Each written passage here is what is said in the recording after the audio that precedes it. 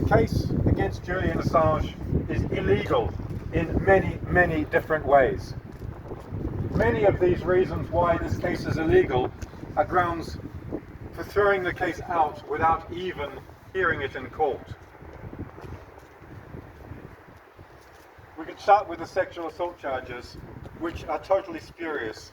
Neither of the two women claimed to have been assaulted by Julian actually made any complaint of sexual assault. The case from the beginning is a lie. It's normal when there is an extradition proceeding that the country tries seeking to extradite promises not to extradite the person onwards. It's a normal diplomatic proceeding. The Swedes showed that their extradition request was wrongful by refusing to make that normal promise. During the spurious sexual assault inquiry period, the UK put heavy pressure on the Swedes not to drop their extradition request because they knew that it was on faulty grounds and that they needed to keep the Swedes requesting Julian's extradition for their own reasons that had nothing to do with any wrong done by Julian. There was no wrong done by Julian. When a person is subject to inquiry, their conversations with their lawyers are privileged. That means that it is a crime to spy on those discussions between a defendant and their legal team. Julian was systematically spied upon by UC Global in the Ecuadorian embassy. That, on its own, is grounds to throw out the extradition case.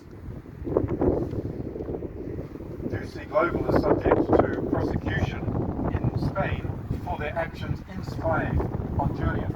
But somehow, the results of those spying on Julian doesn't seem to qualify as a crime, but it is. It is a crime in British law. His forced removal from the Ecuadorian embassy was illegal. Such a thing has never happened before in diplomatic history, anywhere in the world. He was illegally removed from Ecuadorian territory into British territory. Therefore, the British courts have no jurisdiction over Julian. He is illegally present on British soil. Immediately on his being arrested by the British police, he was taken to Westminster Magistrates Court, and within 15 minutes he had been tried and convicted of jumping bail. He did not have legal representation. That is an illegal conviction. He was sentenced to 50 weeks in prison, which is extraordinary. A normal sentence for jumping bail would be 1 or 2 weeks in prison if prison was the sentence at all. He was given 50 weeks, but not just in any prison. He was sentenced to be imprisoned in Belmarsh. That is illegal. He is subjected to torture in Belmarsh, not only during his 50-week sentence, but for some strange reason they decided that 50 weeks wasn't enough, and they just decided to keep him in. That's illegal. In Belmarsh, he has been systematically spied upon, particularly during his privileged conversations with his legal team. To spy on a person during their privileged conversations is ground to dismiss the case. But they do it anyway. They know that it's illegal, and they do it anyway. Let's look at the actual extradition. The extradition treaty between the US and the UK of 2003 specifically excludes extradition on political grounds. Clause 4.3, there can be no extradition on political charges. These are, by definition, political charges. The case is illegal. If it's an illegal extradition request, it has to be simply thrown out. In these hearings, the judiciary has been pretending, the judiciary and the government have been pretending that they do not understand a fundamental tenet of British law. To have the concept of, for example, social benefits, or to have extradition, there is first an enabling act, and then there is an act which contains the terms. The two are separated. This is a fundamental basis of British law. Vanessa Baritza in court has been pretending that she does not know, she has no understanding of fundamental basis of British law. She claims that the Extradition Act of 2003 makes no mention of a bar on political extradition. The fact is that it's made illegal in the extradition treaty between the US and the UK. She is pretending that she does not understand British law. That is grounds for firing her, never mind throwing out the case. Putting her in jail. The judge requesting Julian's extradition in East Virginia is what is known as a hanging judge. A hanging judge is a person who never finds a person not guilty on political charges, in this case.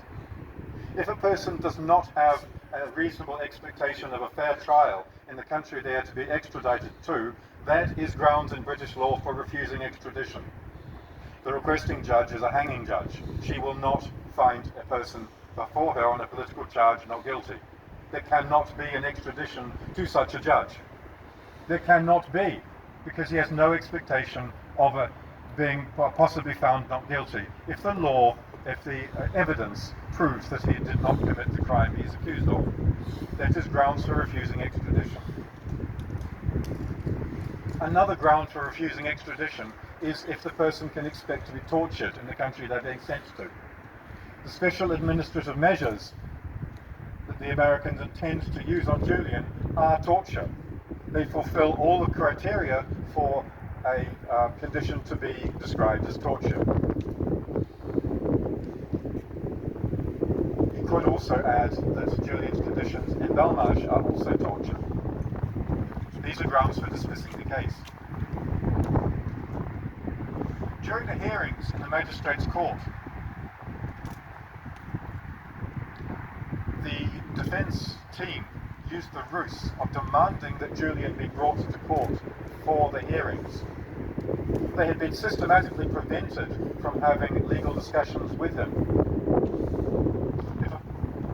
That prevented him from preparing his case.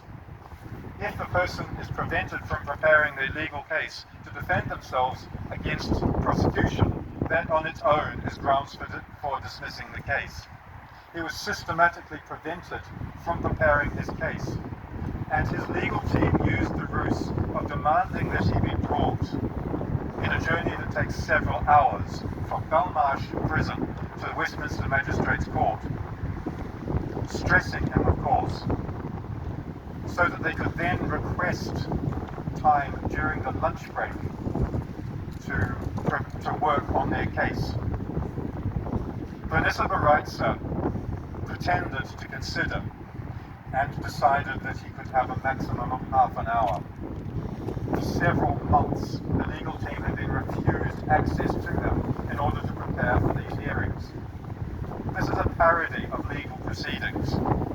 Such a thing does not happen in British law, and yet it is happening to Julian.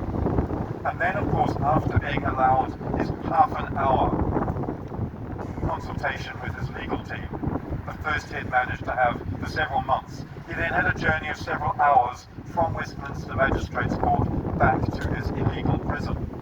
And in the process, they stole his own notes which he had made during the proceedings. That is a crime by the state against Julian and against these hearings.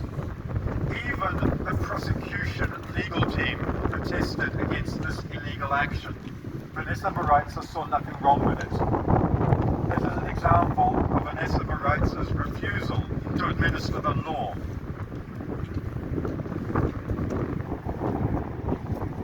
During the hearings, the second indictment against Julian was clearly failing.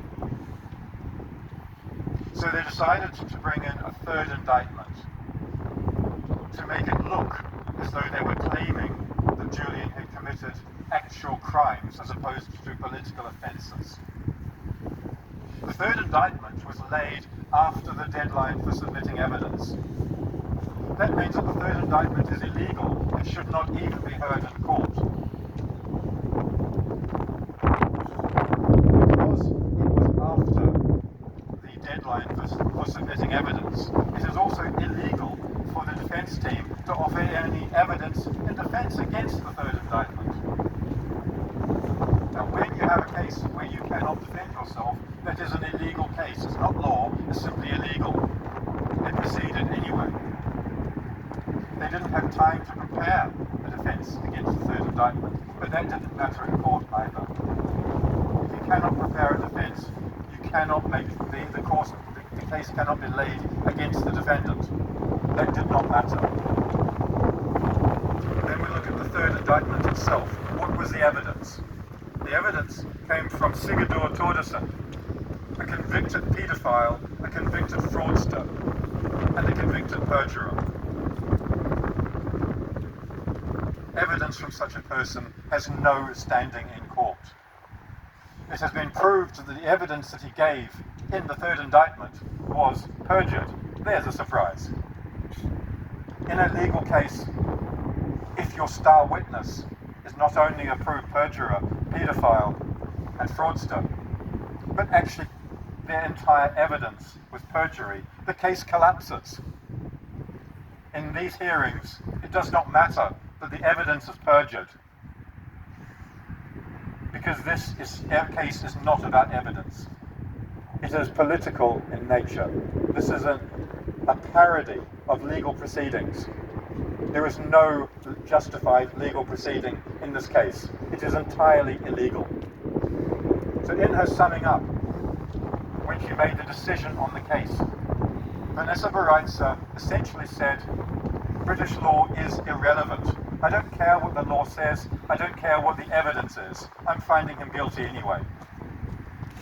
Oh, and I'll offer a weak backstop that Julian's health condition caused by his imprisonment in Belmarsh prison, his risk of suicide, and the abhorrent conditions of American prisons under SAM's, Special Administrative Measures, gave grounds for refusing extradition, even though the actual law and the actual case are irrelevant.